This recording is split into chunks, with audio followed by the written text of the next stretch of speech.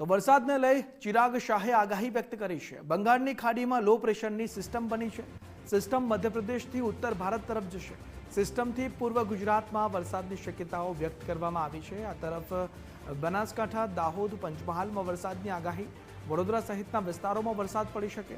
સુરત સહિત છૂટાછવાયા વરસાદની શક્યતા। આગામી 7 દિવસ ભારે વરસાદની શક્યતા નથી।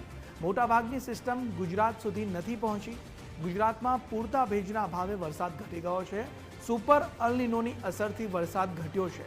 કેટલાક જિલ્લાઓમાં 3 થી 4 ઇંચ વરસાદ। ગુજરાતમાં વરસાદની સિઝન નબળી રહેવાની આગાહી કરવામાં આવી છે। જે બંગાળની ખાડીમાં લો પ્રેશર ક્રિએટ થયું હતું 3 દિવસ પહેલા, એ અત્યારે મધ્યપ્રદેશ સુધી એ સિસ્ટમ બનીને આવ્યું છે અને એ એક આખો મોટો સિયર ઝોન પણ છે।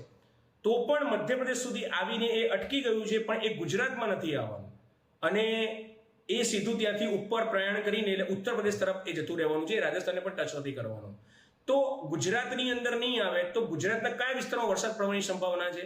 તો અત્યારે હાલમાં બનેલી સિસ્ટમ મધ્યપ્રદેશની, એના લીધે ગુજરાત અને મધ્યપ્રદેશની બોર્ડરના વિસ્તારોની વાત કરીએ, દાહોદ, પંચમહાલ, બનાસકાંઠા અને નીચે બહુ તો કઈ આપણે વડોદરાના થોડા ઘણા વિસ્તારો અને સુરત, ત્યાં આગળ ક્યાંક છૂટો છવાયો વરસાદ, ક્યાંક થોડોક સામાન્ય વરસાદ પડી શકે એમ છે। તે સિવાય બીજા ગુજરાતના જિલ્લાની વાત કરીએ તો ત્યાં ઝરમરિયા જેવો કે સામાન્ય વરસાદ કોઈક છૂટા છવાયા સ્કેટર્ડ ઝોનની અંદર આપણે પડી શકે તેમ છે।